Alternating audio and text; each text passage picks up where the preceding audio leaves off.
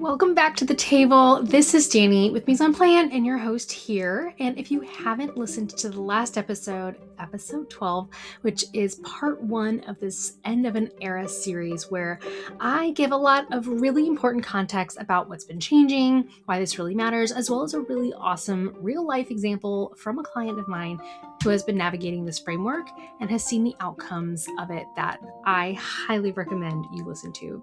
But if you've already listened to that, then here we go. Let's go ahead and dive right back in.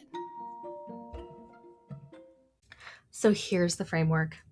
5 things that need to be right before systems deserve your time and attention. And the most important thing for you to keep in mind as we go through these is every single one of them needs to be examined against that buyer who exists today. Not who they were on your habitual website, not who was buying from you in 2022, who they are right now in this specific moment with all of the context of the world that they are actually living in.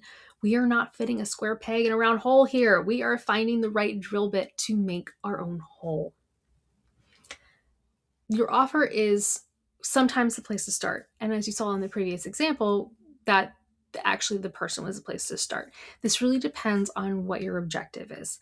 Sometimes these two go hand in hand and are a little bit of a tandem dance as you figure them both out and figure out when something clicks into place. So your offer is not just what you sell. It's whether it's genuinely matched to what your buyer needs right now. And again, trying to figure out who that is. Is the format right for how they want to engage with you? Is this scope right for where they are right now? Is the price point having an honest conversation with the investment anxiety that exists in your specific market right now? Is there another way that you could package it to make it more accessible or relevant? Offers drift out of step with the market slowly, and you don't always notice it, honestly, until something starts underperforming and you can't quite figure out why. And then we get to the buyer, or we start with the buyer. Who are you specifically talking to? Be really specific. It's not a demographic, it's not a job title, it's not an industry. It is a person. What is their situation right now, today? What has actually changed for them in the last year or two? How are they making decisions differently? What are they most skeptical of? What do they want more of? What is the thing that they're carrying into every purchase decision they haven't actually, processed or said out loud yet? The destination wedding couple wasn't couples with a lower budget. They were a specific person with specific values and a specific way of seeing what a wedding celebration means to them. You shouldn't be able to describe your buyer with that. You absolutely should be able to describe your buyer with that same level of texture. And if you can't, that is where you need to start. And I will be very honest, this is the hardest part to do, period, let alone do it on your own. So either bring someone on to help you ideate and push you to think deeper and deeper and ask 5 whys about all of these things for your ideal person. And then the third thing is your positioning. How are you different from the obvious alternatives? And I want you to include doing absolutely nothing as one of those alternatives, because in a market where investment confidence is low, your biggest competition is often not another person. It is literally doing nothing or waiting, sitting on it. You need to be positioned against that option as much as anyone in your category.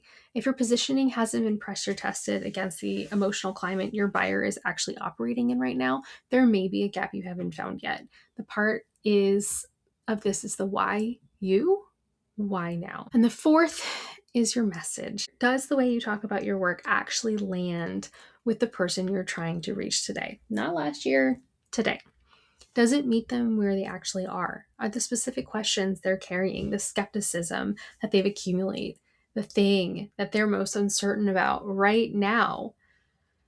Messaging is not copywriting. It is what you choose to lead with, what you emphasize, what you invite someone to notice about themselves before you've said a single word about your offer. If a message is built around last year's buyer, it's going to feel slightly off to this year's buyer in ways that they won't be able to articulate. And they'll just feel it and move on.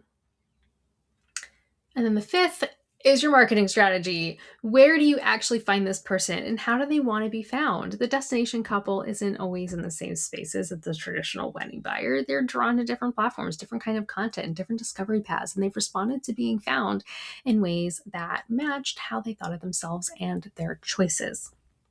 So you can't just keep showing up where you are most comfortable and hope that the right people find you.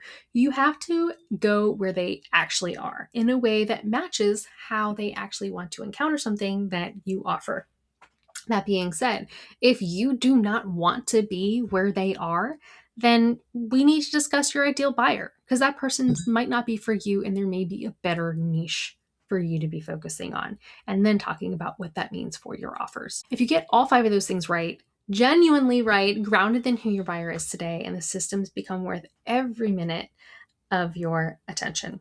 They help you do more of what already works. They help you reach more of the right people more consistently with the message that actually lands. If any of those are out of step with who your buyer actually is now, the systems will just not quite hit and get you to the wrong place faster. It's just the math. And so here is what I want you to carry out of this episode. The era has changed. The buyer has changed. That is not a crisis.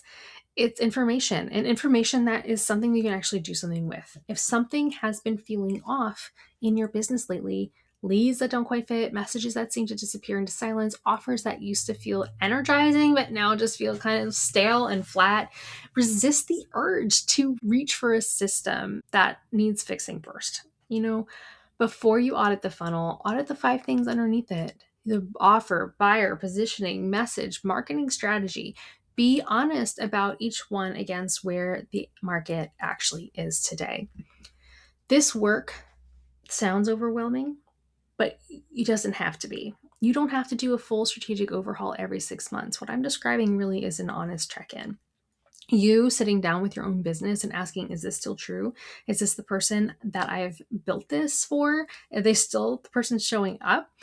Does the way I talk about my work still sound right to them? Not to me, but to them? Sometimes you do that check and everything looks good and you leave it and you feel confident and you can keep doing what you're doing. But sometimes you notice that something's been off and you need to fix it and things need to start moving again. Either way, you needed to know. You needed to figure that out because you can add more content, more outreach, more automations, more tools, whatever. None of it is going to outrun a misalignment between your business and the buyer who actually exists today. So the hustle will keep you busy, but it won't fix the foundation. You'll just burn out or realize you aren't really into doing what you're doing anymore. And I don't want that for you. So if any of this is landing, and especially if you're sitting with a hunch that something has shifted and you want to make some moves, I want to have that conversation with you. Not because I'm going to show up with a prepackaged diagnosis, but because this is genuinely the conversation I love most. We're all a little too close to our own businesses to see the next steps clearly. You bring what you're noticing, I bring the questions and outside eyes. I'm unafraid of pushing with some hard questions to help find the pattern underneath whatever has been bothering you. I offer free consultations for exactly this. Come with a hunch. We'll work through the hypotheses and see what we find. Link is in the show notes. You can come find me there. But thank you so much for pulling up a chair with me today. This one has been sitting with me for a while, and I'm really glad we were finally able to have this conversation. If it made you think of someone who needs to hear it, share it with them. That's honestly the best thing you can do for me in a show like this. And hit subscribe and make sure to give it 5 stars if you haven't yet. I'll see you next time. I'll be sure to save you a seat.